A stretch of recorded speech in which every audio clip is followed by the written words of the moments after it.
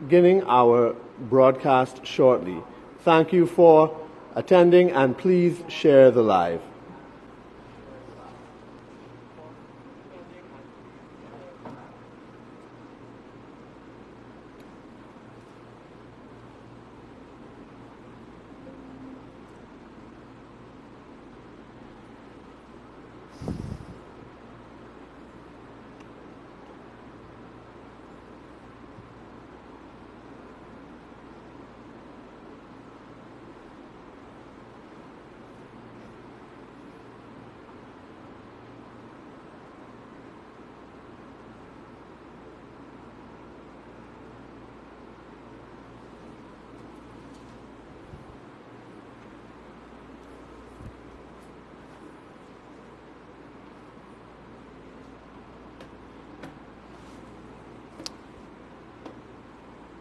Good morning, members of the media, members of the viewing audience here and abroad. Ladies and gentlemen, welcome to the opposition's Sunday morning press conference, where we will be dealing with matters of national interest and issues facing the country today. My name is Devendranath Tanku. I'm the Member of Parliament for Oropouche West and Shadow Minister of Finance and of Planning and Development. Joining me today at our press conference is the Honorable Dr. Rudal Munilal. Dr. Munilal shadows the Ministry of National Security as well as the Ministry of Works and Transport. Today, we will be dealing with the issues of crime, and we will provide facts to show that this government has continued to fail in providing security for the citizens of Trinidad and Tobago. On Friday, February 2nd, just 2 days ago, Prime Minister Keith Rowley held a press conference to brief the country about his recent trip to the United States to meet with U.S. government officials. What we heard was the most absurd confession of failure by any Prime Minister ever, masked by arrogance and predictably childish attempts at distractions. Today, my colleague and I will deal with just a few of these distractions, misdirections, and utterances. Let me put the number one lie to rest at the start, hopefully for the last time. Over the last few years, the PNM propaganda machine have been saying repeatedly that the opposition has been pushing for sanctions against Trinidad and Tobago by the United States. That is a lie. Over the last few years, the PNM propaganda machine has been saying that the opposition UNC is against the Dragon Gas deal. That, too, is a lie. The opposition United National Congress has consistently demanded transparency and accountability in all dealings of the government, especially when it comes to arrangements which bind this country and generations to come to multi-million-dollar and multi-billion-dollar agreements for decades into the future. And all that we have been getting from the government are lies, half-truths, and innuendos. The opposition remains committed to the development and growth of Trinidad and Tobago for the benefit of all of our citizens, and no amount of bullying, gun talk, and veiled threats will prevent us from holding this government to account. Last Friday, Rowley accused the opposition of making mischief and lying when we spoke of a proposed US $100 million pipeline from the Dragon Field in Venezuela to the Hibiscus platform off the coast of Trinidad. Rowley boasted that he knew the facts and that the media should ask the opposition where we got that figure from. Well, let me say this. When the opposition comes to the population, we don't make up emails. We don't make up lies. You want to know where we got that $100 million from? Well, here's the answer. We got it from Stuart Young. In the Trinidad Express dated March 15, 2017, 7 years ago, the headline, Shell to build 17-kilometer pipeline from Dragon to Hibiscus. The article refers to a press conference held in Caracas, which included Stuart Young, Rowley's Minister of Energy. And I want to quote the article. It says, and I quote, Venezuela's state-owned oil and gas company's president, Eulogio Del Pino, said at the press conference, he said, and I quote, "We've signed an agreement to supply gas to Trinidad through the National Gas Company of Trinidad and Tobago and Shell, and also to build a gas pipeline between Venezuela and Trinidad." The article continues, "Jerry Brooks signed on behalf of the NGC, while Del Pino signed on behalf of PDVSA, and Port of Spain-based Luis Prado signed on behalf of Shell." Listen to this carefully. Young signed on behalf of the government of Trinidad and Tobago. The agreements, and I'm continuing the quotation, the agreements were not shared with the media. However, Young was quoted in one of the Venezuelan government's statements as saying the development of the project could entail an investment of more than $100 million. I want to repeat that. Young was quoted in one of the Venezuelan government's statements as saying the development of the project would entail an investment of more than US $100 million. The article continued, "The agreements cover the construction, operation, and maintenance of a gas pipeline from Dragon Field, located in the northeast of the Paria Peninsula, to Trinidad's Hibiscus platform." So who is the liar now, Dr. Rowley? We got it from the horse's mouth, the Minister of Energy. And this information has been in the public domain, uncontested by Rowley, Young, or anyone else for the last 7 years. And the Prime Minister knows this, ladies and gentlemen. On Friday, he boasted that he was involved in this deal since conception. So who is making mischief now, Dr. Rowley? The Prime Minister wants to play big and bad, like a bully, and try to intimidate this country into silence. But we are not afraid. We are not afraid of him and his lies, no matter how loudly he shouts. And no matter how loudly he shouts, we will shout the truth louder as he shouts his lies. I want the media to ask Dr. Rowley, since he knew the truth, it's in the public domain for the last 7 years, why lie about it? It is really irritating to have to come to deal with the repeated lies flowing from the mouths of ministers of government like a river. It is also worth noting, ladies and gentlemen, that this article that I referenced earlier also tells us that the Express was forced to resort to official Venezuelan government statements because the same PNM ministers who are talking freely in Venezuela do not believe that the people of Trinidad and Tobago have a right to know. Imagine the Venezuelan authorities were issuing open statements with details, but here in Trinidad and Tobago, everything is a secret. Young and Rowley believe that citizens have no right to know about agreements they signed which bind us and future generations for decades. So I want to ask the media, to ask Rowley, why the secrecy? What is there to hide? Because if he could lie about little things, he would lie about big things. I remember one time when Dr. Rowley came back from yet another foreign excursion and boasted to this country that he received a telephone call from the Gates Foundation promising significant funding for this country. Well, as usual, that was not true. So when Rowley boasts that he has an agreement with the United States, that means that the sanctions placed on doing business with Venezuela no longer will apply to this country, but will apply to the rest of the world.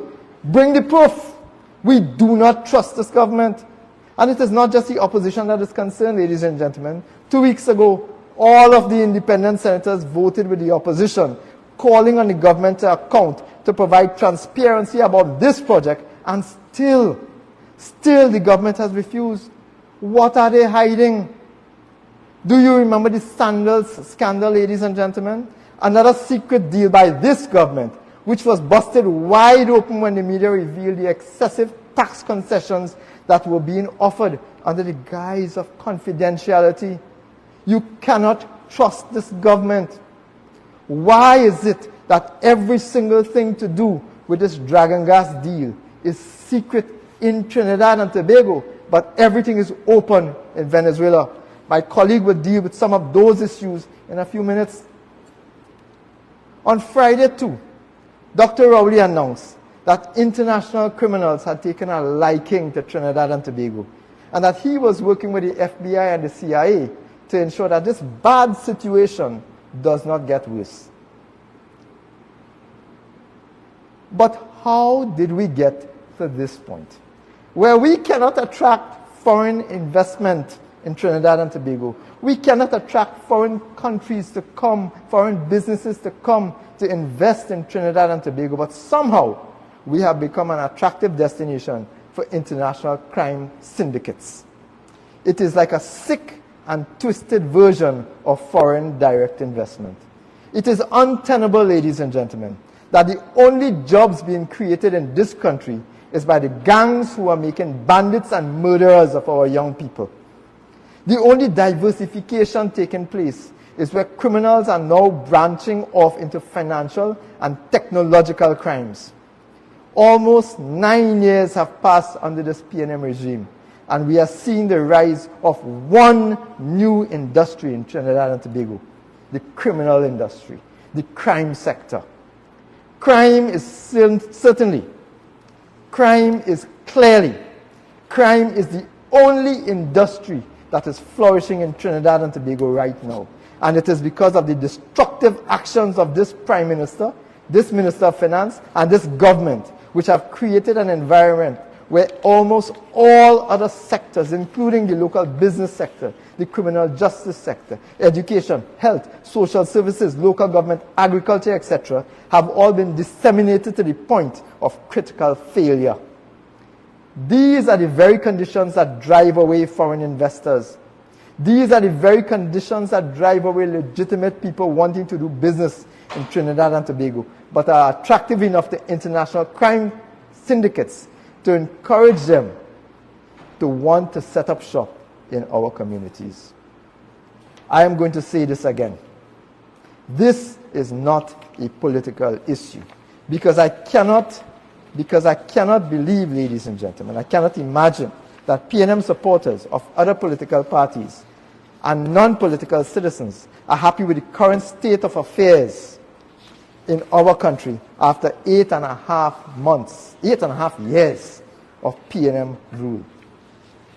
Under the Rowley government, ladies and gentlemen, every arm of the protective services and the administration of justice has been compromised by lack of resources, lack of funding to increase staff, to purchase equipment, to undertake investigations, and to ensure successful prosecution of criminals. Since 2017, the Prime Minister received the TTPS Manpower Audit Report, which pointed out to significant and urgent staff and equipment shortages in the police service. Did the government act? No. For the last 7 years, Rowley and his gang has not taken a single step towards fixing the shortages in the police services, and increasing the number of police officers, and increasing the number of vehicles, and increasing the capacity and capability of the police service to do their jobs. Instead, they have undermined the police service by under-resourcing it for the last 7 and 8 years since this manpower audit, ladies and gentlemen. In fact, it was only recently in the budget for the fiscal year 2024, some 7 years after the manpower audit was completed, that funds were finally allocated for mass recruitment drives to finally to bring the TTPS up to strength. But we all know that the PNM has a habit, the Minister of Finance has a habit of promising but not releasing funds. So let's see, ladies and gentlemen, if the TTPS will actually receive the funding that was allocated to it. Let's see if the number of persons required, the 22% shortage of labor in the police service, let's see if that will actually be resolved in 2024, as promised by the Minister of National Security, the Prime Minister, and the Minister of Finance. But importantly, ladies and gentlemen, if you had the manpower audit since 2017, why wait for 7 years?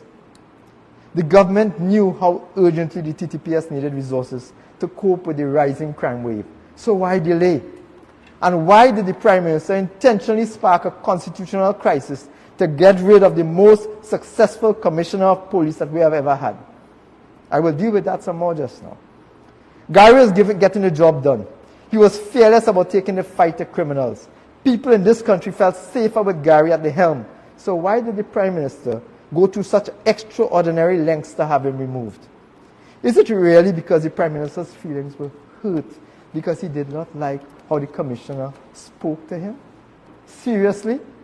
Is that why we now have a Commissioner of Police with no security of tenure and whose contract extension is totally dependent on the whim and fancy of the Prime Minister and his cabinet?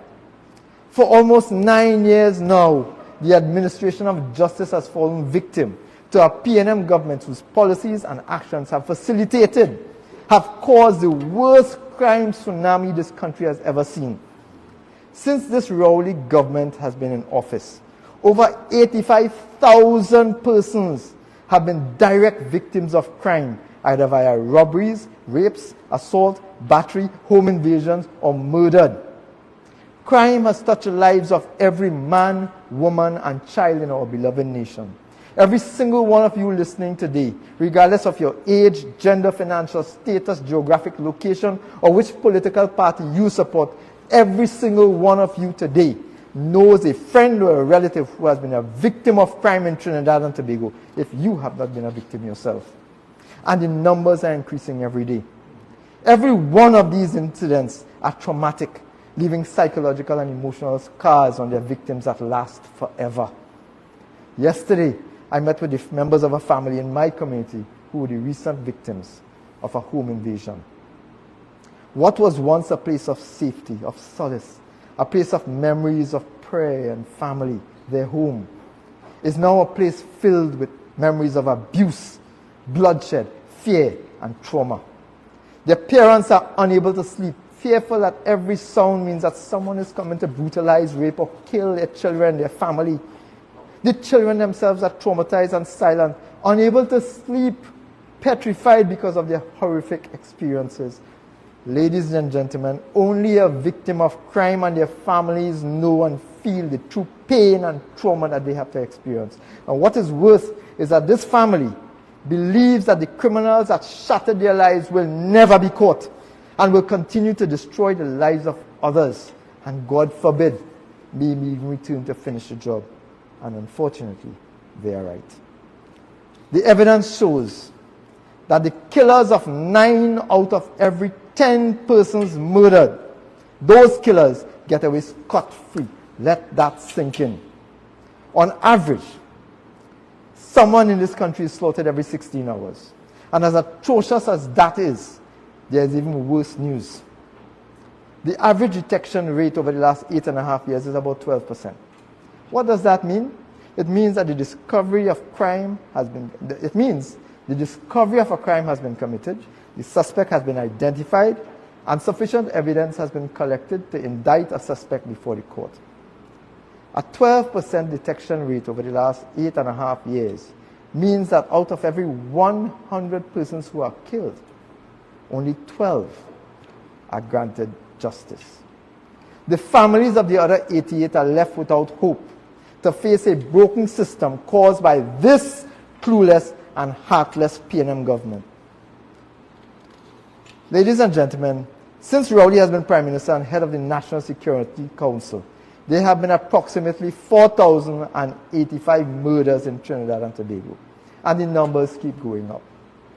Of those 4,085 murders, 475 have been detected. That is, the suspect has been identified and brought before the court. That means that the number of murders that have not been solved under this Rowley government is 3,610. Put another way, ladies and gentlemen, over 3,610 murderers are walking the nation's roads every day. Even if you consider the possibility of multiple homicides by the same offender, the chance of a murderer being held and brought to court for murder is very, very slim. Murderers are 9 times more likely to escape being brought to justice than they are likely to be held, charged, and successfully prosecuted. And even that, as bad as it is not the worst part. The conviction rate, that is the rate at which persons get convicted and go to prison for their crime. The conviction rate is also about 12%. meaning that of the 475 alleged murderers that are brought to court, only 59 are actually convicted. And if the numbers sound confusing, remember this conclusion, backed by the facts that I just put in the public domain, backed by the fact that it already exists if you look at the police statistical information. Of the 4,085 murders since Rowley and his gang have been in government, only 59 gets jailed for their crime. 99% of murders are getting away.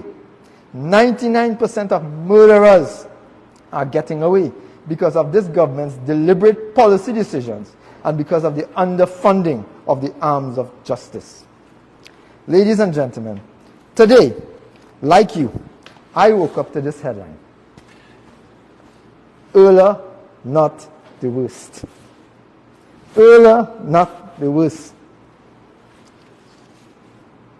Based on some statistics that a very enterprising individual seemed to put together with a particular purpose. According to this newspaper article, the commissioner is doing well because she has a detection rate of 14%. So by their maths, the commissioner is doing well because 86% of the murders in this country have not been solved over the last year, and that is something they want you to celebrate.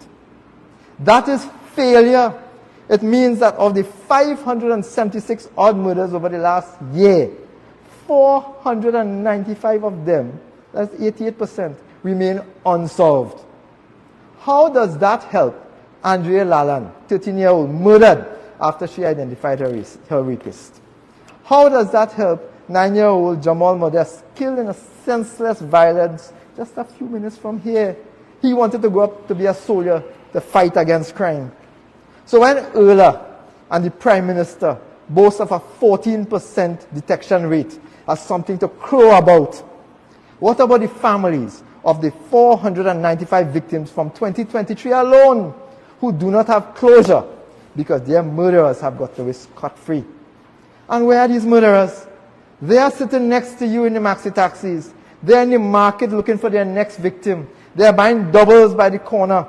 They're buying flour in the grocery next to you. They are walking the streets, whining for carnival, enjoying their freedoms because they know that they will not be caught. This is Trinidad and Tobago under Hines, Rowley, and Imbert, ladies and gentlemen. And the figures for rape, home invasions, robberies, etc. are just as bad. Criminals are being allowed to get away scot-free under this government, and it should not be so. There is an absolute absence of political will by this Rowley crew to solve this crime crisis. As a matter of fact, under this PNM, and thanks to this government, the scales of justice are heavily tilted in favor of the criminals. The police service responsible for investigating and arresting criminals is short-staffed by 22%. And they don't have adequate vehicles and critical equipment to do their jobs. A few days ago, I was told about a police station operating with one vehicle to cover hundreds of square kilometers, and that vehicle has to work 24/7, 365. Night and day, every single day of the year. And if it breaks down, then the police are unable to respond to a single report. And while they're responding to one report, they cannot respond to any other report. So criminal investigation arm, that criminal investigation of the police service is suffering because of the lack of government support, and they are unable to do their job. Recently, the country was told that the office of the DPP was short-staffed by over 50%. And instead of doing something about it, do you know what Dr. Rowley's response was? He blamed the DPP. So the agency responsible for catching the criminals, for investigation and catching the criminals, as the police service, is underfunded. The agency responsible for prosecuting the criminals, that is also underfunded. And the judiciary is equally underfunded, affected by the shortages throughout the system. Obviously, this will severely limit their ability to do the job. But the government wants you to focus on everybody else. Their inability to do their job, ladies and gentlemen, is because of the failure of the government to fund them, to provide the resources needed to treat with this crime. This government simply is not serious about dealing with crime. It lacks the political will. Even the Coast Guard is under-resourced, short-staffed and without adequate working vessels and personnel to patrol our borders. If you go down to Stobbles Bay today, you will see a virtual graveyard of Coast Guard boats rotting away while our coastlines are open to criminals. Under this PNM government, tens of thousands of illegal immigrants enter this country. Illegal guns, drugs, banned animals, birds, human trafficking is being facilitated by this government's under-resourcing of the Coast Guard and the rest of the operations of the protective services. I maintain, ladies and gentlemen, that this is not about the lack of money. This is not because of that. Rather, it is because of the government's tendency to facilitate crime and even encourage criminal activity by the policies they have been openly adopting. This government, this PNM, has spent over $450 billion to date, but it is open season for criminals against citizens of this country. It is not about money. It's the absence of political will. Ask yourself why, ladies and gentlemen. Why does this government lack the political will to tackle crime front on? Why is it that they refuse to take actions against criminals? Businesses are also suffering a double whammy. As citizens, they have the same fear as all of us, as all citizens, but their status as business owners make them a direct target for criminals. Today's bandits are well-researched, operating in broad daylight in large numbers and with sophisticated weapons and precision coordination. They are willing to kill to make their point, to kidnap and to brutalize in order to extract money from business owners. The recent home invasion in which businessman Richard Ramkissoon was beaten and killed has shown that even with guard dogs, high fences, burglar-proofing and steel doors, security systems, and taking every possible precaution available, nobody is safe in this PNM-run country. Whether you're a businessman, an average citizen, a lawyer, a doctor, a priest, a policeman, a prison officer, a police officer, a teacher, you are not safe in your homes, on the streets, in your business place, on the nation's roads, on churches, in schools, in temples. You are not safe if you are alone or if you are in a small or large group. But you know, citizens need to be reminded that the crime response in this country is managed by three players. It's not just one, it's three players. The Commissioner of Police, the Minister of National Security, and the Prime Minister, who is the head of the National Security Council that presides over all arms of the protective services. On Friday last, when asked to speak about the level of crime, Rowley picked up his notes and told our blood-soaked country, told our petrified citizens, that he had provided enough information for the day, telling them, come back Tuesday. This is a man who, after 8.5 years in office and $450 billion, is still talking about developing an anti-crime plan. We in the opposition have provided informed policy recommendations based on our own research and experience, which when implemented during the period 2010 to 2015, caused a reduction in crime, ladies and gentlemen. We have repeatedly reached out to this government, hoping for a serious, united, bipartisan approach to dealing with this national crisis. But Rowley and his gang continue to refuse to meet, continue to talk only, and while they sit in their ivory towers with armed security protecting them and their families, citizens are left at the mercy of criminals. On Friday again, the Prime Minister refused to provide any answers to a frustrated citizenry about the most critical issue facing this country, crime, preferring to push it down to another day. The citizens, this country, has had enough talk. Rowley has refused to act, preferring to play petty politics and blame games with the lives of citizens. So while he is off playing golf or traveling the world at taxpayers' expense, these same taxpayers suffer at the mercy of a growing criminal class that have absolutely no fear of the police, prison, or justice. It is obvious to all, ladies and gentlemen, that this Commissioner of Police has failed in her job. Confidence in the police service is at an all-time low and continues to fall. But who is to blame? Is it the Commissioner? She didn't put herself there. Is it the Police Complaints Authority that interviewed and ranked her as the highest qualified and the best choice for the job? Or is it the fault of the PNM cabinet that recommended her? Is it the bungling Minister of National Security, who has repeatedly divested himself of responsibility for securing the population, but continues to benefit from a hefty salary for the job that he is not doing? Do you know that taxpayers have paid Hines $2.2 million in salaries and allowances over the last 34 months since he has been made Minister of National Security? He has presided also over the expenditure of over $24 billion, making him the most expensive failure of a line minister. And what is even more tenable is that his incompetence is no secret.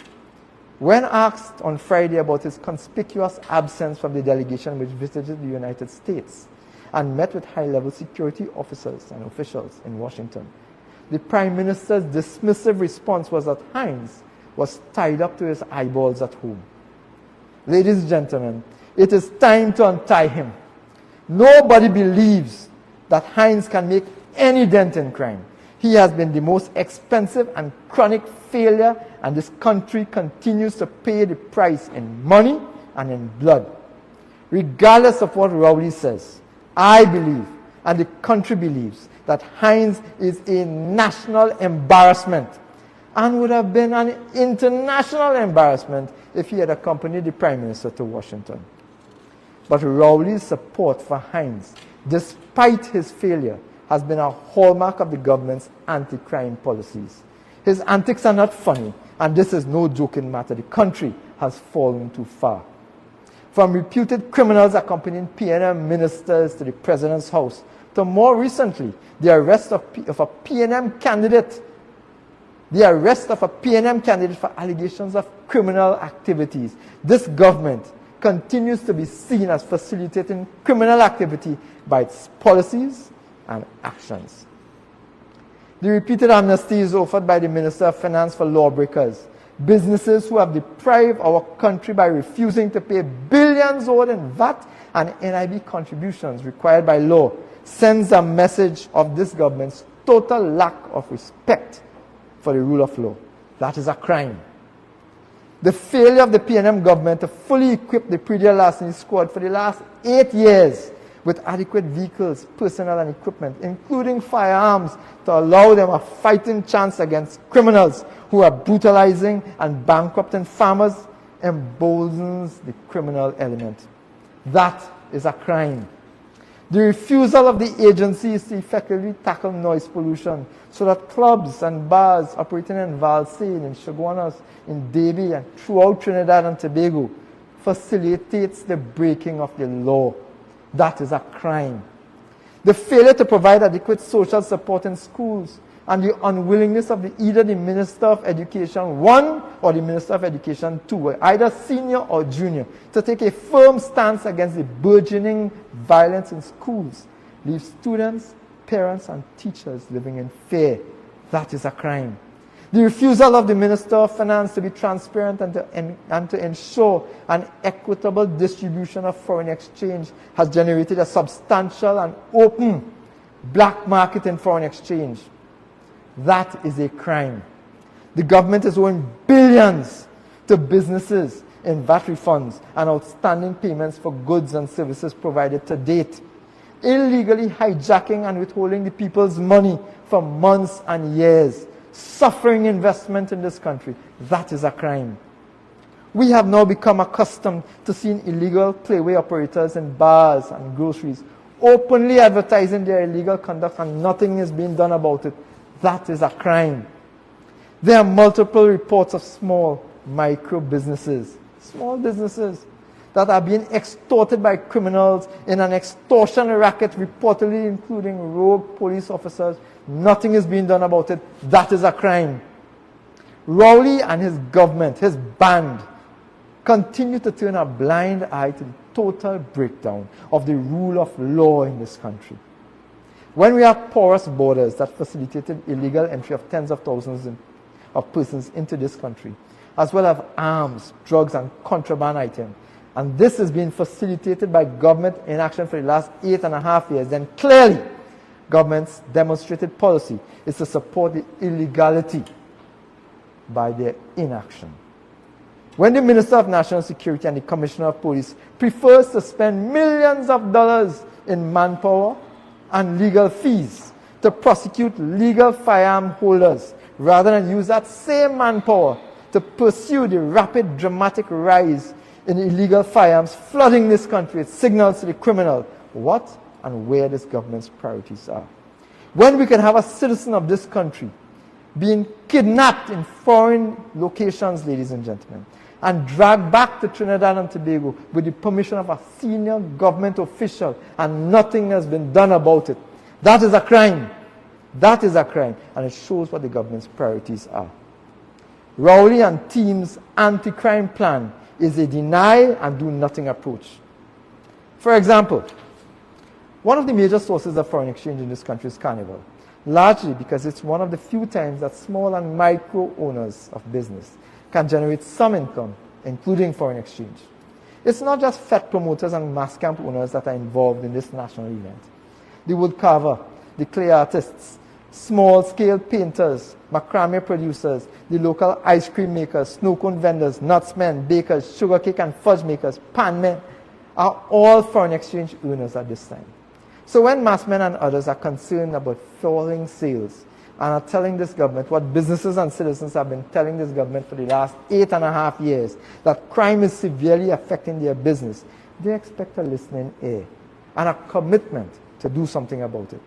Instead, we have a minister saying that massmen are somehow misleading this country, that they are liars in effect, that they're misleading the country when they are saying that the crime is affecting their business. And he's calling on the massmen to bring evidence. And that, ladies and gentlemen, right there is where the problem is. The government refuses to accept that there's a problem and therefore refuses to do anything about crime. There is no hope on the horizon as long as these people are in office. The decision makers, in fact, prefer to attack those who speak about the problem rather than to treat with the problem.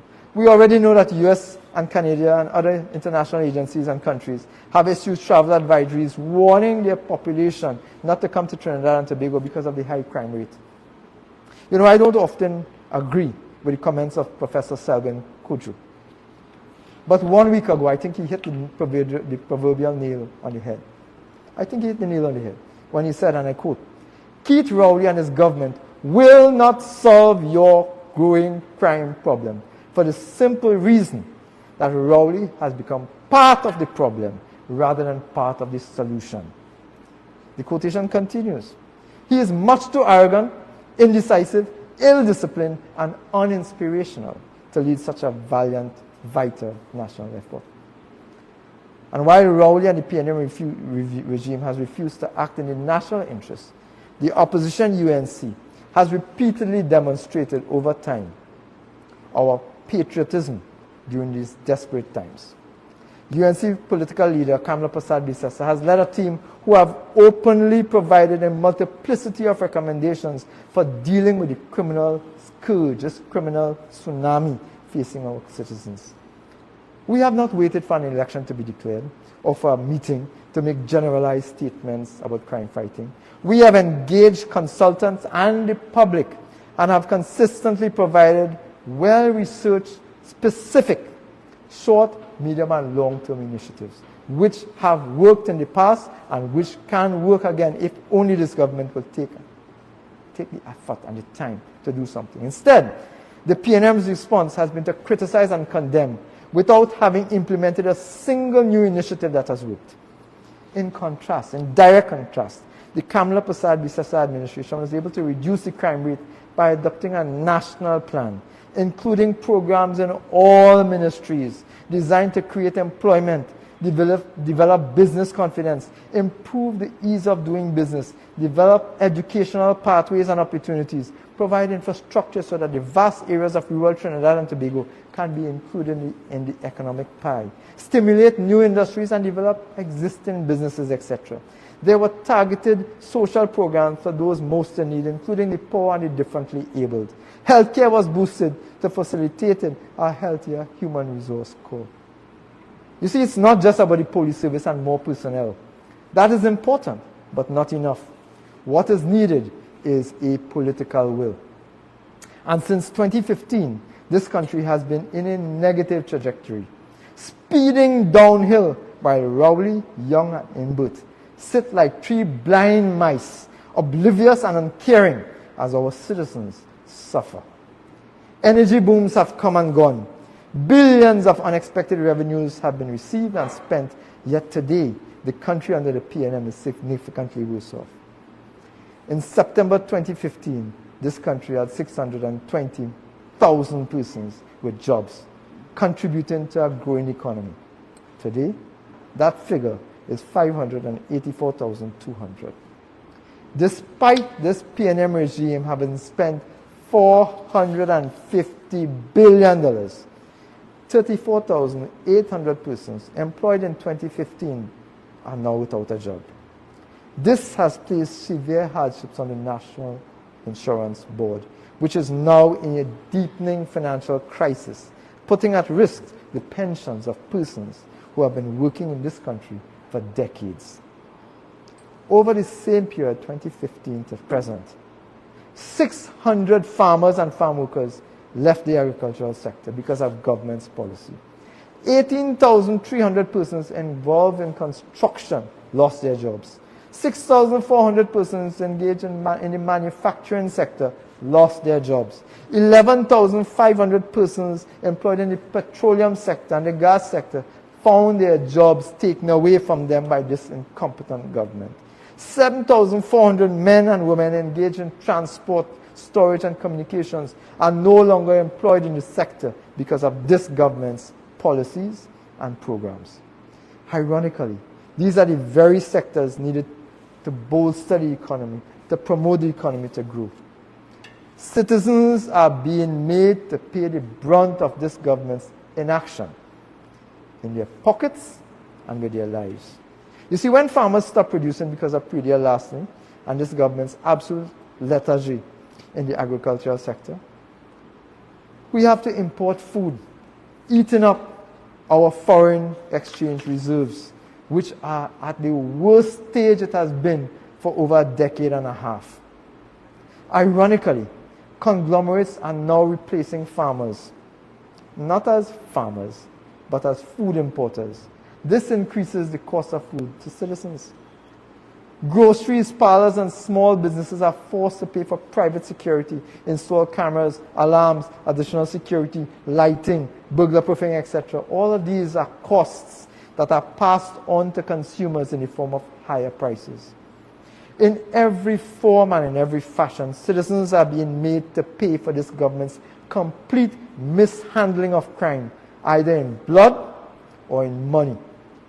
And neither is acceptable. Ladies and gentlemen, successful UNC governments have had significant strides in bringing crime down. So we are fully aware of what a successful formula for anti-crime is. We are fully aware of what is needed to treat with crime, to bring crime down. We are fully aware of what the successful formula is because we have tried it and done it. It is not just about having the right plans, policy, and legislation. You must have the right leadership. Patriotic individuals who possess the political will to implement those initiatives. That is what is needed right now. The right plans, policies, laws, leadership, and motivation. And if you lack one or the other, you will fail. And when this government fails, the country suffers as a result. Citizens suffer as a result in blood, sweat, and tears. And that is something neither the opposition nor foreign allies can help this government with. We could give the Prime Minister all of the crime plans and strategies in the world. We could support every single bill they bring to Parliament, but as long as the PNM lacks the will to effectively crack down on the criminals who are terrorizing this nation, as long as they reject their responsibility to keep the people of this nation safe, as long as they continue to place impotent leadership at the helm of national security, they will continue to fail and citizens will continue to suffer. The power and responsibility to resolve all of these deficiencies lies squarely with the Prime Minister and his Minister of National Security and his Minister of Finance. But I am not convinced that any of them are willing or even capable of doing what is significantly required and desperately needed to defend this nation. We have been waiting for almost 9 years for this government to deal with crime. And they have failed repeatedly. And we've gotten to the point where foreign crime syndicates want to invade our neighborhoods. You know, it's not just foreign criminals that like Trinidad and Tobago under the PNM. Local criminals like them too, because they know that under the PNM they will not be caught, they will not be punished, they will not be held to account for their actions. So we are done with waiting with the PNM. We in the opposition will continue to do our duty.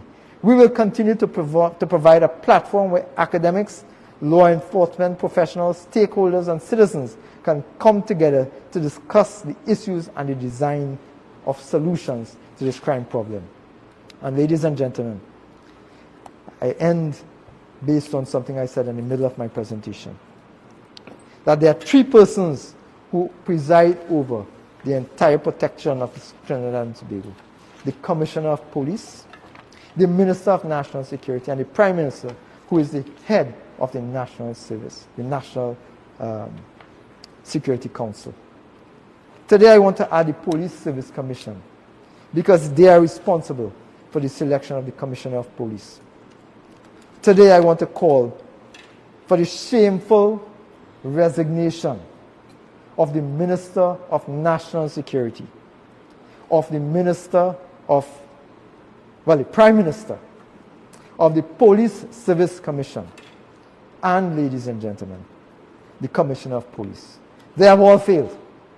And the fact that they continue in office simply means that this government continues to endorse and support the rise of criminal activity in this country, and we cannot accept that. I thank you, ladies and gentlemen. I now turn over to my colleague, Dr. Rudal Munilal, who will treat with some of the other issues relating to the criminal sector. Thank you. Great, well done. Thank you.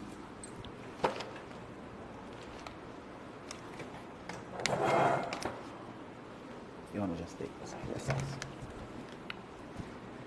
Thank you very much, Mr.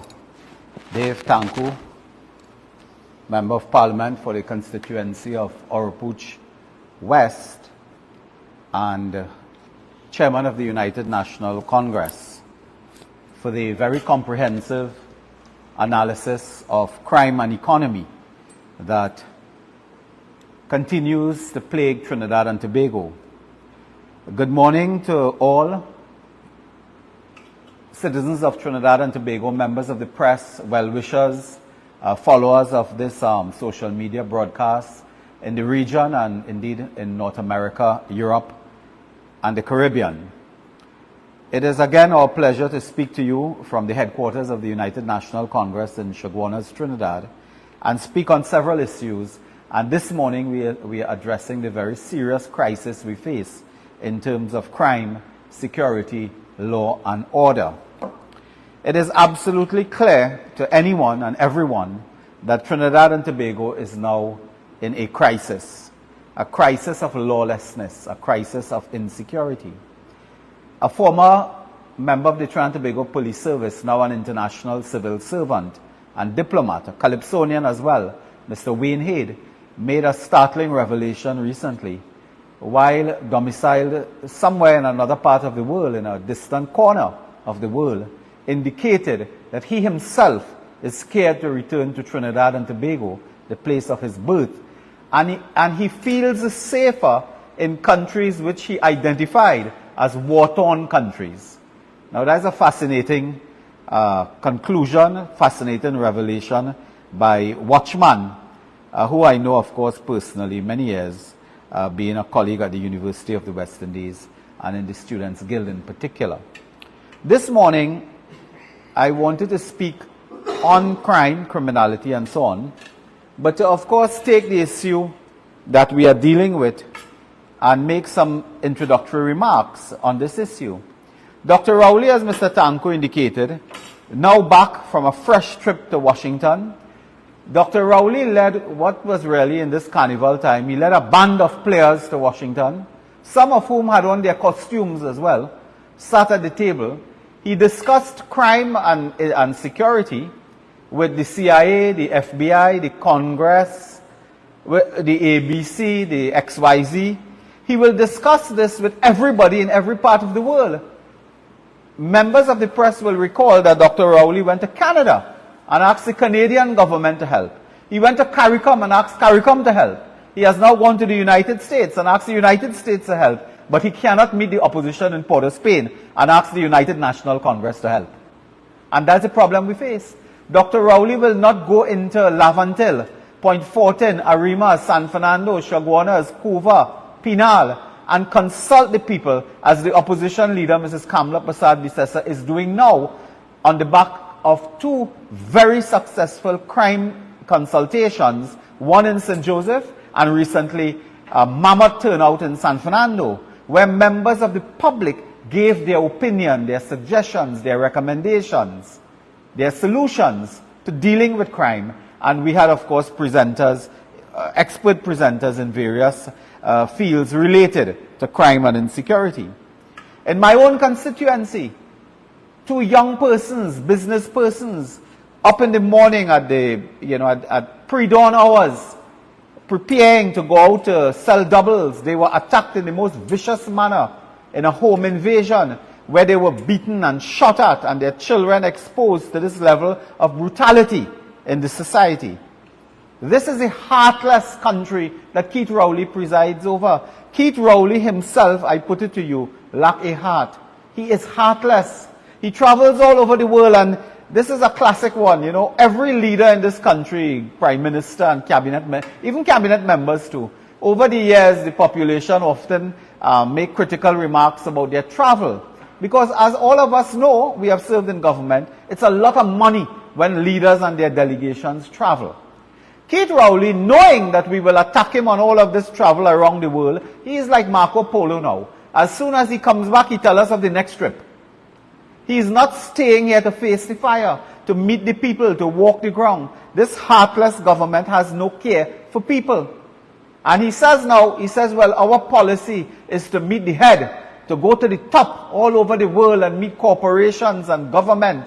But that has brought no results. Absolutely no tangible results have come to this country. Has crime been on the decrease because of all these trips that you took all over the world? Went to Australia to buy boat, went to Holland, went to Germany, went to London, all over America, all over the Latin American, South American countries. We have seen no result. But Rowley defends that and legitimizes that to say, oh, we have to go to the top. We have to go in the boardrooms where power is residing there and decisions are made. But nothing has resulted in a better quality of life for the people of Trinidad and Tobago. And certainly not for the doubles vendors. Rowley lives in a binary world, where in his world, it is one or the other. I have done no wrong and the UNC is to blame. That is his world. It's a binary world that he lives in. He blames everybody except himself. And the government lacks a soul, lacks a heart. Today, young people of this country are fleeing in droves to North America and elsewhere for jobs. This government has not created jobs. Our young people with education. Quite recently, yesterday, day before, I find myself approaching people, business persons and so on, to assist young people who have university qualifications, are unemployed. Young people in this society with education, with training, have no hope because of this government in office. And today we must take a stand that we intend, at the return of the United National Congress, we intend to implement strategies to create jobs for the youth of Trinidad and Tobago so they may stay here. Our human capital may stay here and develop their own country rather than another country. So coming back with his band from Washington, he had no hope to give people in his press conference. Instead, he said, hold on, don't ask me nothing about national security. I'll talk about that Tuesday. In the height of Carnival, when this country will go into a phase where everybody is concerned with Mukojambi, Extempo, the Marsh Gras, Mass, Carnival, Hayat Fete coming up and so on, he wanted to talk about national security in that situation. As if the murderers will take a rest, the bandits will take a rest. While he was doing that, TV6 had a report a couple nights ago, 24 robberies in 24 hours. This press conference will last for 2 hours or a bit more. That means during this press conference, there would be 2 robberies somewhere. 24 hours, 24 robberies. TV6 headline in the news a couple nights ago. This is the situation we face in this country. And we have no hope from the government.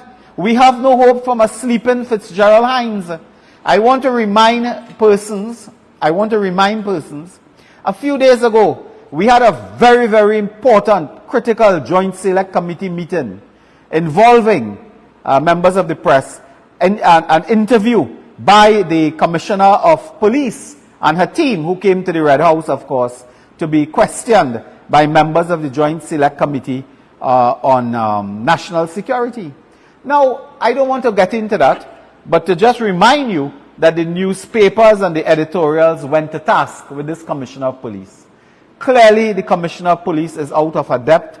Clearly, the Commissioner of Police really lacks the wherewithal, the competence and capability and so on, even the communication skills and so on. And I think the country knows this. This is not something that we are saying that is personal to the Commissioner of Police. So this morning I want to inform the national community. Listen, this is not about whether the Commissioner, I saw a headline in the newspaper, don't blame Erla, and the newspaper of today, I believe, is The Guardian, Sunday Guardian. Erla not the worst. Well, I want to tell you something. If Erla is not the worst, and it had worse and so on, that is a matter for writing books on crime and books on criminality and so on. That's not a matter for us today. Who was the worst and who was the best? The fact is, 24 robberies in 24 hours. The Doublesman and his wife were attacking a home invasion. Bandits regularly rob businesses around this place, around Trinidad and Tobago. Crime, burglaries, break-in, robberies, serious crimes. They are on the rise. And I took note at page 7 of The Guardian that while they were arguing that this is not the worst, they appear to suggest that the worst commissioner was a gentleman by the name of James Philbert. I don't know about this data, but if that is so, this is James Philbert, who they appear to portray here as one of the worst commissioners in the first year of office, who is the deputy chairman of the Airports Authority, appointed by Keith Rowley and his cabinet. This is a very serious matter, because the Airports Authority and the airport is a place where security is of paramount importance. Given international crime, transnational crime, we are hearing about how terrorism. As MP Tanku said, the only thing this government have been able to attract is not foreign direct investment, it's transnational organized crime. That is the only thing the PNM attracts. They don't attract investment in factories, in business, in banking industry and services and so on. Coming back to this matter of I just want to repeat something and get clarity on something for members of the press. When the commissioner was asked of the 11 targeted areas the commissioner had indicated to the parliament before, 11 targets for 2023, the commissioner admitted that not one single of 11 targets were met. But what may have passed you is what the commissioner indicated in some of these targets. In terms of reduction of homicides, 20% they targeted, they had a 5% reduction. In terms of reduction in serious crimes, 15% targeted, 2%. Increase in firearms seized, now 1%. I don't know if 1% is half of a gun, is a bullet, because when you say 1% of something, you don't know what is the total figure and what that means. They have had 5% decrease in fatal accidents targeted. It was 1%. There was no meeting, even in a positive manner, on arresting priority offenders, on larceny of motor vehicles, which is a critical matter related to crime, on persons charged under the Anti-Gang Act. There was not even a 1% in terms of reaching that target. In terms of violent crime, 30% detection rate for violent crime, that was their target to reduce. That was not even reduced by 1%. Reduction in violent crimes, reduction in detection rate, no, not even 1% to meet the target. So that these targets came, these targets go, but we are hearing the apologists now telling us that Ms. Christopher is not the worst. I could imagine what is the worst. This morning I want to place a focus on something called the Police Service Commission. The Police Service Commission is the one that meets and undertakes what we ought to believe is a rigorous, strenuous process to arrive at a nominee that goes to the President, then the Parliament, and the Parliament goes to decide on Commissioner of Police, Deputy Commissioners, and so on and so forth. Now, what is startling is that when a commissioner arrived at Parliament a couple of years ago by the name of Mr. Dolarchan, I believe, Devdutt Dolarchan, there was an international organization called KPMG, International Accounting Firm, that participated in that process and arrived at that nominee. The PNM butchered that nomination. They butchered it to the extent that they cast aspersions on the work conducted by an international accounting firm, KPMG, and that was the subject of a Joint Select Committee investigation into how they could arrive at Mr. Dolarchan.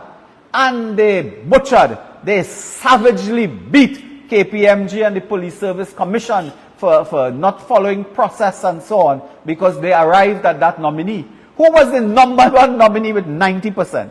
Incidentally, it was then reversed. The Parliament did not favor that nominee. Today, I am calling on the government and I am calling on the Joint Select Committee of Parliament on National Security to undertake an immediate investigation, interrogation, examination of the Police Service Commission and the nomination of Erla Christopher to be Commissioner of Police. When we went to Parliament, the Prime Minister said we must accept the Police Service Commission nominee. They had no international help. They changed the law to remove an external consultant. So that today, there are people at the Police Service Commission, and I want to call their names. And if possible, we can get their picture up on our screen as well, because these are the invisible people. These are the people who you don't hear about too much. These are the people who make decisions, but they somehow hide. And I call their name today. Retired Justice of Appeal Judith Jones, Attorney at Law, retired Justice. Miss Maxine Atong, and I'll say more about her in a moment. I'll say more. Miss Maxine Atong, Mr. Ian Kevin Ramdani, Miss Maxine King, there are two Maxines, I believe, and Mr. Rajiv Prasad.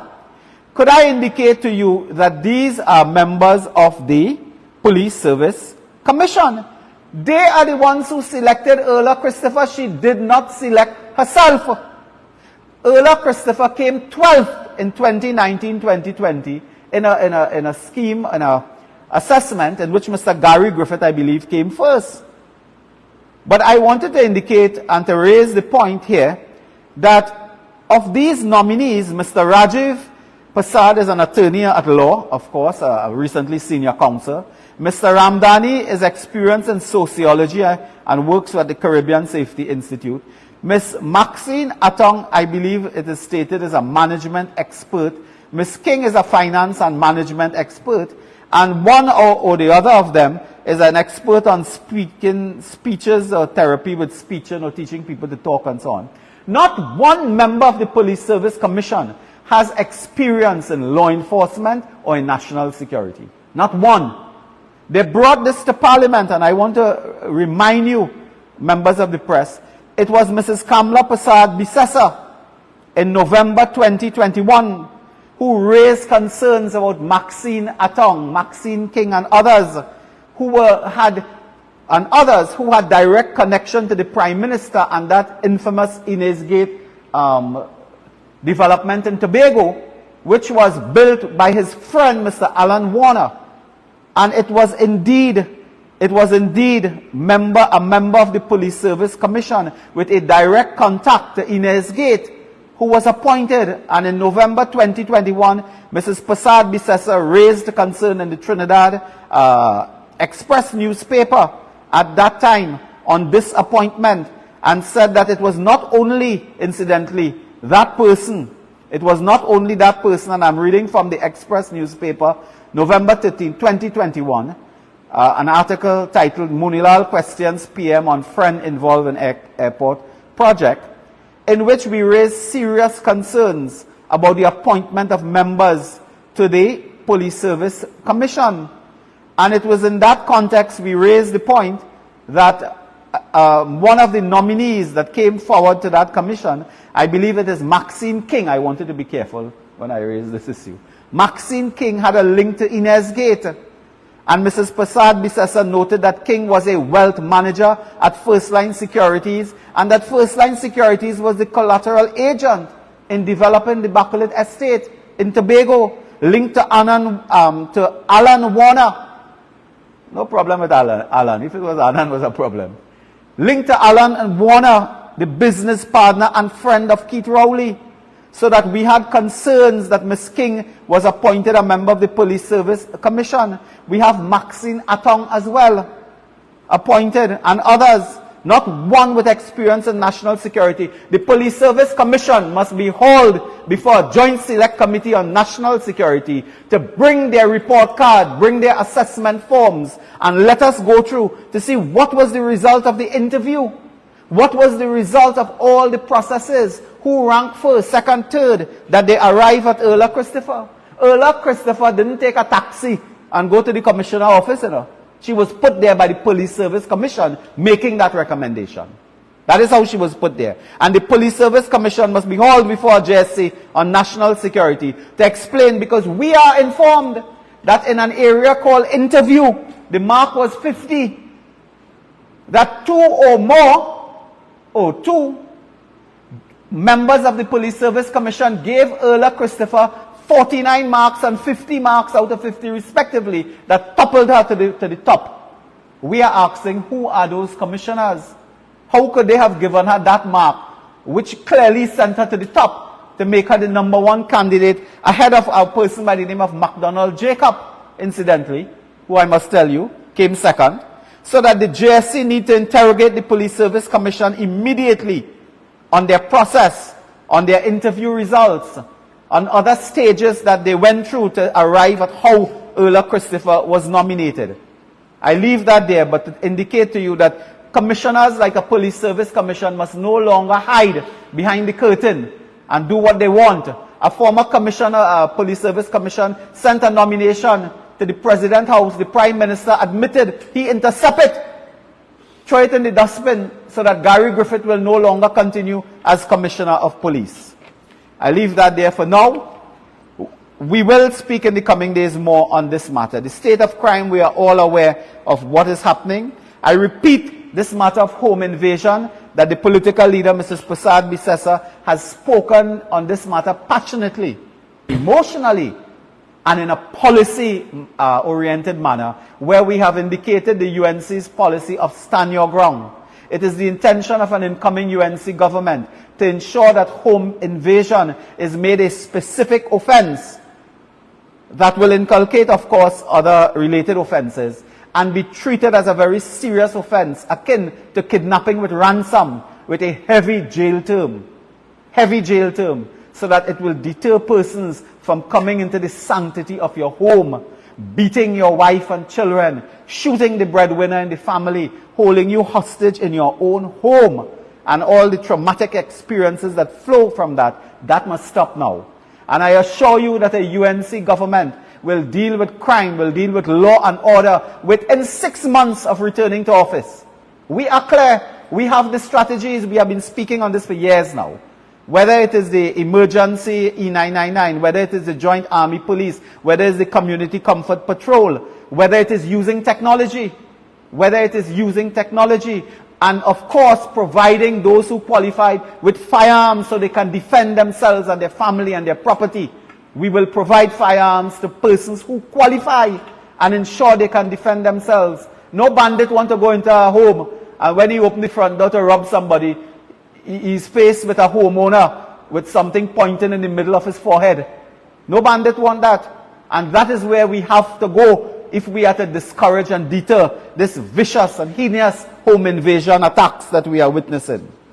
Before I come to one of the most important issues I'll raise today, I just wanted to make a reference in passing to the matter involving the Attorney General. Now, the Attorney General, you know, an election is in the air when the Attorney General and the Prime Minister start to talk about EMBDC and live sport. 9 years, I believe, after leaving office, not one policeman has interviewed myself, certainly, I can't talk for other people, on any matter dealing with the EMBDC. Or any matter. In fact, I want to tell you, The police interview me twice in this country, and international police interview me in Miami once. All the interviews had to do with the conduct of Keith Rowley as Prime Minister. Imagine the police in the United States called me for an interview to discuss Keith Rowley. In Trinidad, police came to see me once to discuss fake oil matters, AV drilling, and so on. I can tell you that. Not once, EMBDC, not once. The Attorney General beating his chest recently when contractors went to the Court of Appeal on a procedural matter involving the case filed by the PNM. And let me make that point that people don't understand. The cases in the court with EMBDC, that was filed by the PNM. It was not filed by police. PNM filed case, not police, not DPP. So the PNM put a case in court, and the contractors, some not all, made certain procedural appeals. That matter is ongoing. It may go to the Privy Council. It hasn't ended. The Attorney General beating his chest and saying they all have to go and file their defense now and face trial and so on. But it is the right of a defendant to make appeals on procedural matter if they believe that something is wrong with the case filed. And it impair their ability to file a proper defense because there is no disclosure on certain matters. That is their right. The Attorney General sounding like if he wins something. I want to remind Reginald Amor that when he was caught lying in a Miami court, he took taxpayers' money to appeal that, which he then lost. So when he was caught lying, he knew the importance of appeal. He appealed that, used taxpayers' money from Trinidad and Tobago, and then they threw the case in Miami because he lost the appeal. So Mr. Amor, more than anybody else, should know the importance of appeal, because when you were caught lying, you went to appeal that and lost.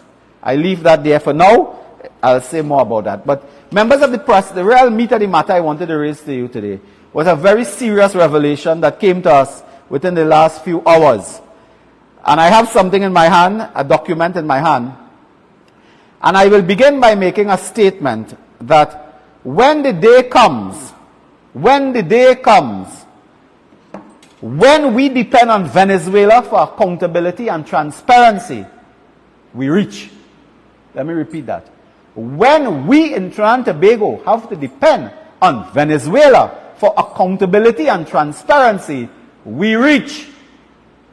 Our democracy itself has collapsed. Our institutions, public institutions, have collapsed when we depend on Venezuela for accountability.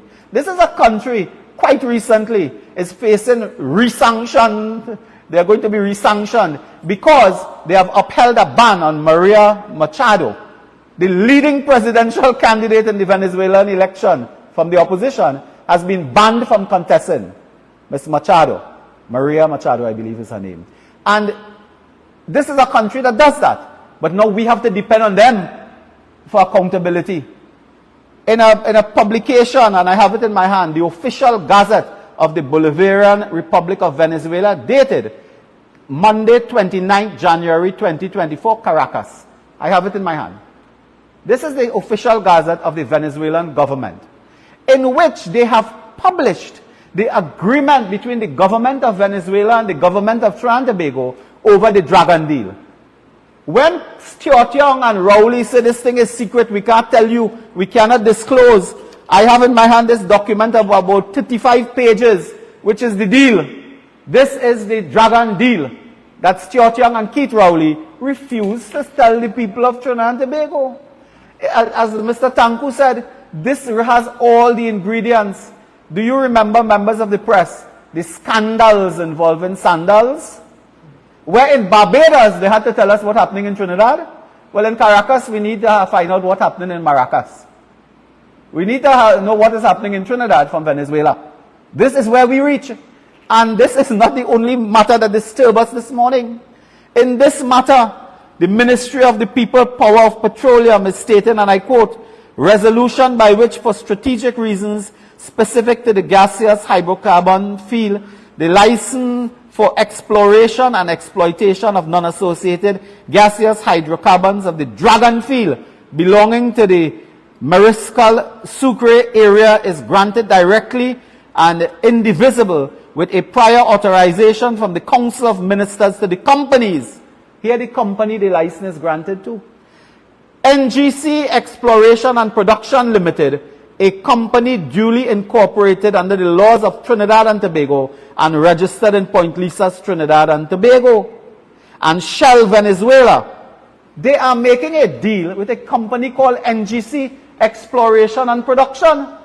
No one in Trinidad and Tobago know of a company named NGC Exploration and Production. NGC is a company in this country that exists, if you look at their website, for the business of distributing, marketing, selling gas. They are a middleman, so to speak. They take gas from a producer and they market it, they distribute, they transport, of course, and they sell. That is NGC. NGC is not a production and exploration company. Where does this company come from?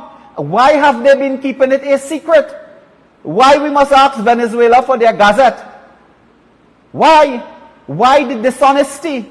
Why the lack of disclosure? Why the lack of accountability? That Stuart Young cannot tell us that a company is registered that we don't know about. The people of Trinidad and Tobago never heard of this company. Heritage Petroleum on its website said that their role is the production, exploration of oil and gas. Traditionally, Petrotrin, with all the various arms of Petrotrin, would deal with what is called the gas production exploration. NGC is a middleman seller. They go to the market, they bring the product. When you produce, they take it to the market and sell and make a profit. That's how it's done.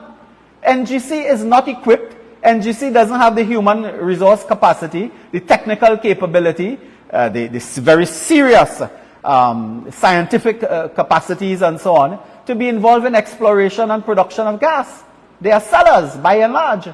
Today, we are told of a ghost company. It may not be ghost, but we never hear about it, called NGC Exploration and Production. I will come back to this agreement now. But what is amazing is that those of us in the UNC, and I keep telling the national community, we don't talk without paper. We don't talk without paper. And I think before I say this one, I need to have a sip. I need my voice well moist for this one. When we checked at the company records in Trinidad and Tobago, what did we find? Now, we had to look for this because Stuart Young will not tell us. They will not tell the people of Trinidad and Tobago. November 9th, 2023, that is just a couple months ago, Registered General Department, Articles of Incorporation, a company named NGC Exploration and Production Limited. In November, registering a company. We have the Articles of Incorporation. Certificate of Incorporation, never told us anything. Notice of address, change of address, and so on. The person giving the information is one Venetia Adele Painter, I think. The directors of the company, Joseph Khan, a project management practitioner, don't know who is that. Mark Lokwan, chemical engineer. They have his address, something I won't call that. Mark Lokwan and Joseph Khan are directors of a company registered in 9th of November 2023. They have a return of issuance or transfer of shares document dated January 5th, 2024. So they are going about in secret registering companies that the Venezuelans tell us about. We didn't hear about this. And they, of course, put the class and number of shares, amount of ordinary shares, blah, blah, blah. Those are the things that people in this area will know about. But the point I am making is we have the documents. Why did they hide it? Why did they hide it? We got it. The other matter I raise in passing, because the members of the press and national community will have a field day with this one, I'm sure. Article 20 of the agreement states that on condition, there's a condition that not now, but when they go and they find their gas, they have, of course, a scientific process. Before they do anything, before anything is done, members of the press, there is a condition for the payment of a bonus. Article 20. And I will bring it up and read it properly, because these are matters you can't misquote and so on. And so, yeah.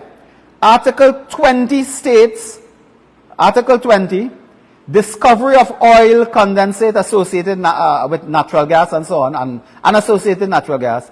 The licensees must immediately inform the ministry. Well, we're clear on that. They have 180 days to inform and make an offer for its evaluation and exploitation. So then you make an offer for exploitation and taking it out, pricing and so on. But here it is.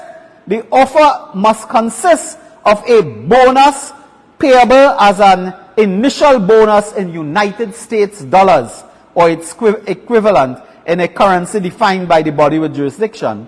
You have 90 days following the date of obtaining all the necessary authorization.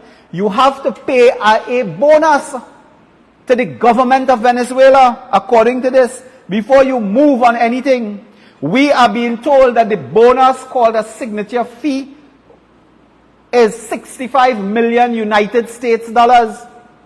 Who is paying 65 million United States dollars to Nicolas Maduro in Venezuela before you move a cubic feet, meter, whatever, before you move gas from any site to Atlantic LNG or to Point Lisas, as the case may be? Before you move that gas, you have to pay a signature fee, or what they call in the agreement, a bonus you have to pay, which we are told is 65 million United States dollars. Where is that coming from? But this government had 2 bites of a cherry recently. I want to remind you, on November 28, 2023, there was a major debate in the Senate on a private motion filed by Senator Wade Mark, calling on the government to make 3 months reports on all matters relating to Dragonfield, calling on the government for accountability, disclosure on the agreement signed with Venezuela over the Dragonfield. That matter was debated on the 28th of November 2023.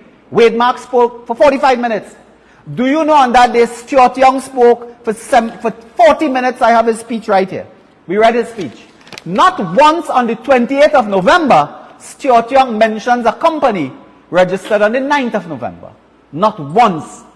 So it was their intention to keep it a secret on how they are progressing. Mark Locan, we believe, is leaving NGC. Is he leaving NGC to become executive chairman of this new company? That is the question we are asking. Then, as if the 28th of November wasn't enough, would you believe, on the 23rd of January, a few days ago,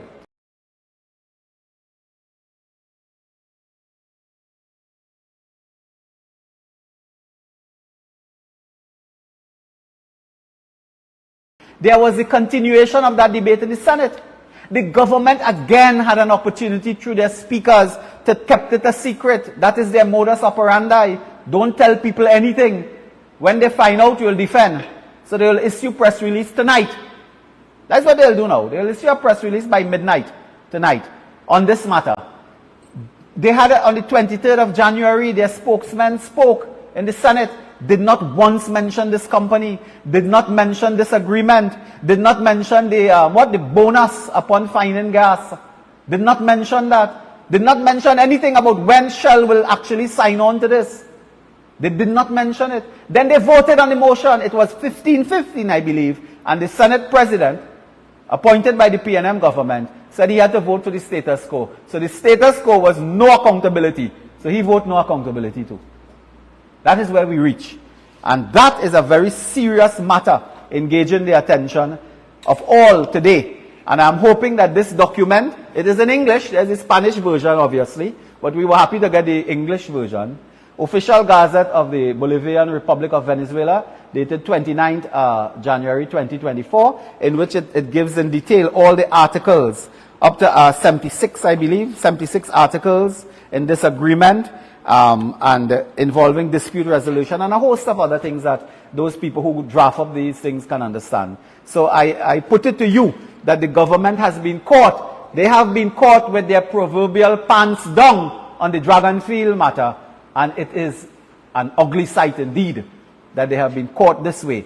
And again, it is the UNC. I remind people, it was the UNC in Parliament that first got the report on the report on contractors in London, where they lost an arbitration for $1 billion. It was the UNC that raised the mosquito crack matter. The government didn't tell us about that. $65 million gone down the drain. Many other matters the UNC raised in Parliament and outside. And this morning, we put it to you that they have been caught. Because you cannot tell me that on the 28th of November 2023, on the 23rd of January 2024, in Parliament of all places where you enjoy privilege, you couldn't come clean with the population and tell us about this secret company that you registered to conduct business in Venezuela. This company, which is also owned by Trinidad and Tobago. So the people of Trinidad and Tobago don't even know about a company that is owned by the people of Trinidad and Tobago. I leave that there for now. I just want one or two other matters before I wind up. I'm also looking at the time. On another occasion, we will speak in more detail about matters involving works and transport. But this morning, I just wanted to repeat and add to something. We have raised this matter of UDCOT being a rogue company in Trinidad and Tobago.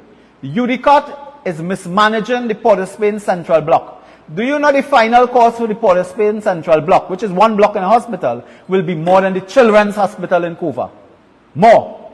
UDCOT built Skinner Park in San Fernando, rebuilt, refurbished, whatever. They cannot play an adult football match there. Because I said before, if you go to take a corner in Skinner Park, you have to run up from the toilet. They cannot play football in Skinner Park. The Brian Lara that they're boasting that they finished cannot host a test match. In fact, the Brian Lara is not the Academy of Cricket, it's the Academy of Whining.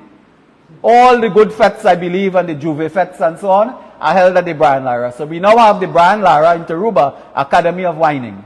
That is what they have created now. There's no Academy of Cricket. There's no international test cricket at the Brian Lara. But they will hurry to open and boast. Today I want to ask UDCOT to come clean on the next matter. A next matter. Have they given $1 billion worth of contracts to a company that has a direct link to a cabinet minister of Trinidad and Tobago? I am told that $1 billion have been given in contracts to a company with a direct link to a cabinet minister. That company is involved in several works throughout. When we were there, UDCOT was building hospital, was building fire station, police station, and so on. Do you know UDCOT is building pavement today? There's a project on Arapita Avenue to build pavement and box drain. UDCOT doing that too. Because that involved companies with links to the political executive. It involved companies that making money. And there's a scandal in UDCOT. I call for full disclosure on that Arapita refurbishment project. And why must UDCOT be involved in building pavement and box drain? There are other companies for that. But you see what happened, Kirk, is they want to socialize their teething. That is what they're doing. They are privatizing their profits and socializing their teething. So every state company, this is the last year of their government, they know it. So what is happening in this last year? They are borrowing money to thief. So all these companies want to build box drain and pavement so they could siphon out money from the public purse as they're in the departure lounge waiting to take off. And we must search their baggage in the departure lounge as well. I am told that the secondary roads company, millions of dollars giving out in contract without any procedure. In fact, their chairman, which I'll raise on the next occasion when I have my document, their chairman had to resign in disgust because even a P&M chairman could not stomach the vomit of corruption at secondary roads, where they are fixing road and it mashing up 2 months after. That was the experience on part of the highway on this classic problem at Claxton Bay now, where 2 contractors have had to be called to do 1 piece of work. They had to fire a contractor because they did defective work under the, I believe it is the secondary roads. This secondary roads company needs to be investigated immediately for giving out contracts to P&M financiers who help with Balize House. And I am told when the hard-working staff at the Ministry of Works and Ministry of Local Government raise issues of shoddy work, of bad designing, and so on, of faulty claims, they are being told, please, shut up or take it to the political directorate, to the ministers and so on, because they have the protection of cabinet ministers. So the staff at the Ministry of Works and Ministry of Local Government cannot question contractors because they are saying, talk to the ministers, don't talk to us. That is where we have reached today. So brothers and sisters, there are a couple other things which on another occasion we will engage you with concerning the airports authority, concerning other matters and so on. But we have, I think, exceeded our time now. And I would like to end by reminding the national community that our crime consultation will continue after the carnival period. Tomorrow night, I believe, we are at Sama Barataria for our Monday night cottage meeting, which is highly anticipated, and our team will be led by the Honorable Kamla Prasad Bisesa, I believe Ms. Jerlene John, Ms. Khadija Amin, Ms. MP Saddam Hussein, and others will speak at that meeting and continue along these lines on issues critical to Trinidad and Tobago. I will end by repeating what I said earlier, that we can deal with crime, we can deal with law and order. A UNC government in 6 months, will reverse the crisis that we are seeing today as it leads to crime and insecurity. Thank you all, and I think we are available for some questions at this time. I have some questions here from the media. This is from Alicia Boucher, TV6, directed to Dr. Munila. Since the UNC has called for the Police Service Commission to appear before a JSC, would the UNC be taking this flight to Parliament? And if so, how soon? Please explain the process in terms of the final decision. Well, what I can say is that we will write the JSC chairman, Mr. Keith Scotland, a stern letter outlining the case for summoning the Police Service Commission to explain the process by which they nominated Ms. Erla Christopher. But there's a related issue I'll tell Alicia now. This very Police Service Commission has sent a notification to the Parliament to appoint 3 persons as deputy commissioners, I believe. One is, I believe, Ms. Natasha George, Mr. Wendell Lucas, and one person, the name slipped me now. But those 3, and I am saying that we cannot trust the Police Service Commission because look what happened.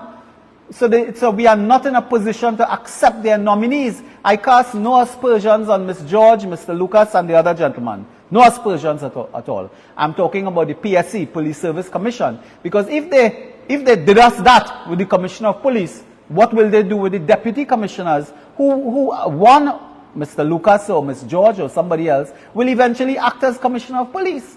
So they cannot be trusted in these circumstances until they account for their nominee of Ms. Erla Christopher. And following up on that, if the JSC were to find that the process was flawed to appoint Erla Harewood Christopher, would you seek to have her removed as COP? Well, we may not even have to seek to remove, because in May this year, I believe, which is in a couple of months, there's a issue in law. Now, this is before the court. Mr. Ram Logan, I believe, has this matter in the court. So I will just say this.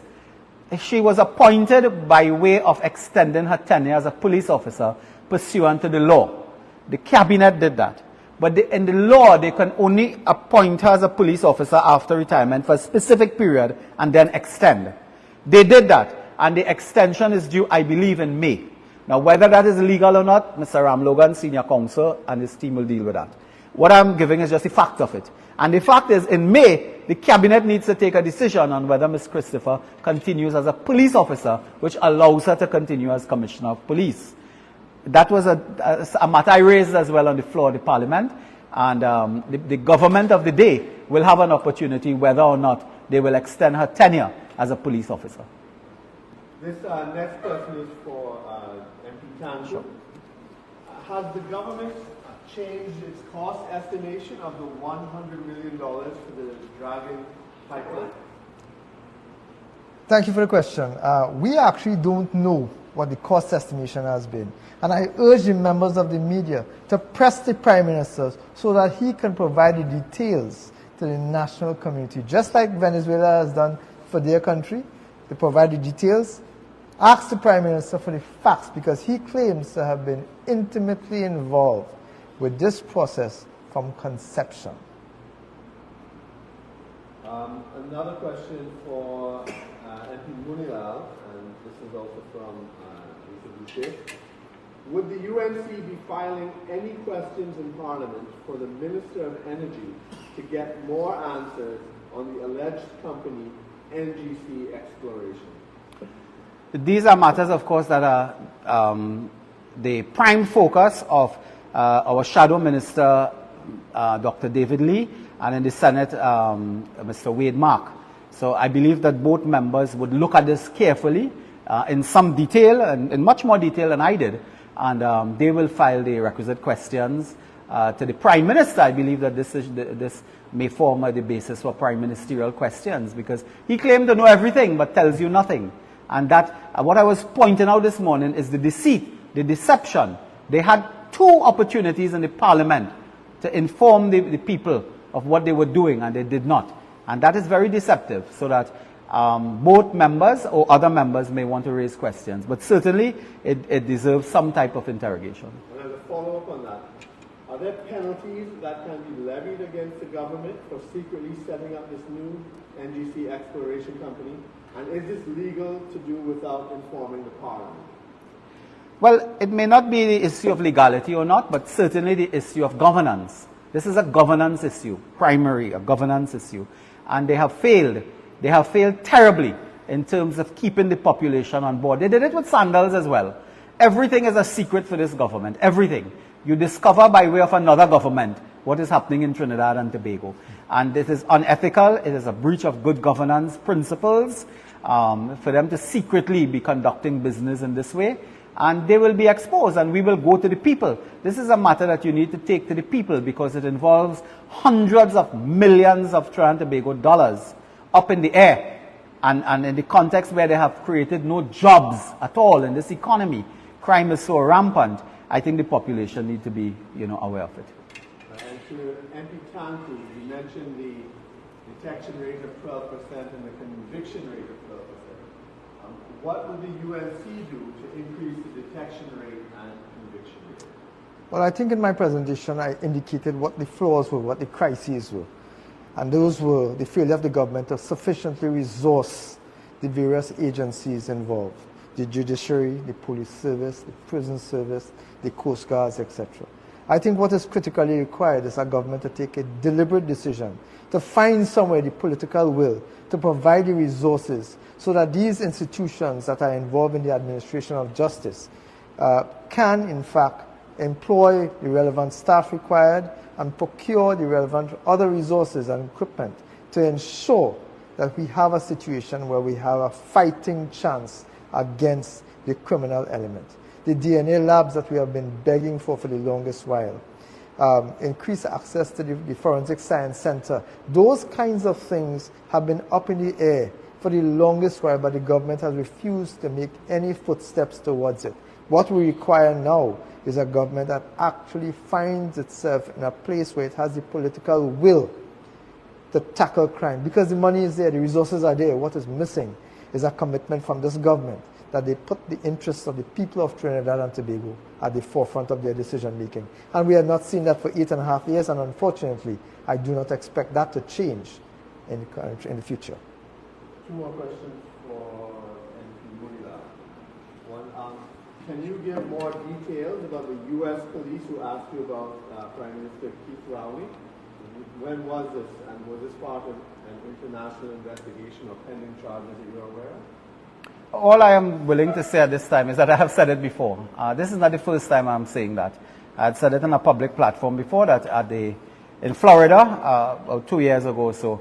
I was approached by law enforcement officials in Florida and asked for an interview, and it concerned certain statements and certain actions taken by the government of Trinidad and Tobago, led by Keith Rowley. I've had very little follow-up from those persons, but there have been some follow-up on the matter. But I'm not involved in any way in any, as any witness or any investigation and so on. It was an interview that lasted, I believe, for about an hour and a half or so on that matter. The other question? Yeah, finally, has the cabinet minister linked to the contractors that you mentioned been listed in the 265 recusals of cabinet ministers that the UNC received from The answer is obviously yes. That cabinet member is listed as one of the most likely cabinet members to disappear because of recusal. He's a sort of serial recusal candidate. And I wanted to also repeat, because I also got a question from someone, that we are very serious when we say in 6 months or less we will reverse this crime crisis that we face. And we will do it because we have done it before. We will do it with strategies, organization, structure. We will do it by the use of the defense force and the police. We will do it by the use of technology. We will certainly introduce a higher level of technological capability for law enforcement. We will strengthen the current establishment in critical units in law enforcement. We will reintroduce the community comfort patrol. We will deal with the upgrading of the E999 system. We will deal with a more scientific basis to manage the TTPS patrols. In fact, I am told many people complain that they can drive up and down from Port of Spain to San Fernando, Port of Spain to Sangre Grande. They will not even see a patrol on the road. That is a scientific matter that requires the use of certain approaches. We will be working with law enforcement on that. We will, of course, engage international assistance for some of the big ticket items in the drug trade, human trafficking, terrorism, and so on. Mrs. Prasad Bisesa has spoken at length about stand your ground policy, about the policy of ensuring that everyone who qualifies for a firearm has access to a legal firearm so they can defend themselves and their property. We were stunned the other day to know there are 25,000 applications, of which the commissioner seemed to be boasting that she dealt with 100 or so, of 25,000. I mean, clearly that is a crisis that we have to face. And we have to ensure that persons can defend themselves and their families in this time, because the state obviously cannot defend them. And there are a myriad of other strategies. We spoke about a national operations center. We have to return to that. We spoke about a new agency to deal with cybercrime, which is a challenge of this century. Cybercrime, as creating a national cybercrime agency to deal with that, which coordinates the fight against the criminals in white-collar criminals in that side of the world, the cybercrime world. So these are just some of the solutions we have in mind. It is not just simply putting police on the road or buying cars and so on. We have realized that even when you do that, if you do not have the political will, if you do not have the vision, the leadership. And I want to end by saying that the United National Congress, Mrs. Prasad Bisesa and her team bring something that the others cannot bring. They bring leadership. They bring drive, they bring vision, they bring hands-on capacity to manage crime on almost an hourly basis in Trinidad and Tobago. With those few words then, we would like to thank myself and Mr. Tanku. We'd like to thank you for your attention. Mr. Tanku may say some final remarks. Thank you very much, Dr. Munilal. As we close, I think we have provided sufficient evidence to you, the viewing public, the members of the media, that the crisis of crime, the crisis of security that we have in Trinidad and Tobago lays squarely at the foot and at the hands and in the head, at the direction of the government of Trinidad and Tobago and their failure to take decisions to treat with the problems. As we close today, I want to thank you for viewing, and I want to hope that the Prime Minister has promised a safe carnival. I hope that that safety and that promise extends to throughout Trinidad and Tobago, and not just to the carnival fetes and the boat rides that he is going to be attending. I hope that Trinidad and Tobago is safe and enjoys a safe carnival season, not just, as I said, in the fetes and in the carnival cities, but throughout Trinidad and Tobago. I thank you all again for viewing, and I look forward to engaging you all in the future. May God bless us all.